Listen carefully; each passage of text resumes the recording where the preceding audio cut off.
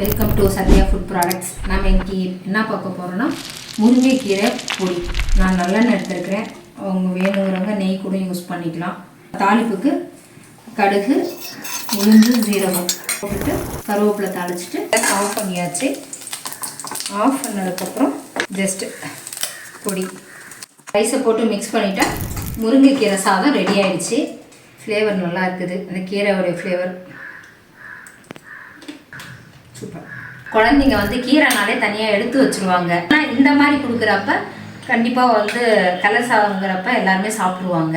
Preservative எதுவும் கலக்கிற within 1 to 2 monthsக்குள்ளே இதை காலி பண்ணுற மாதிரி தான் வரும்.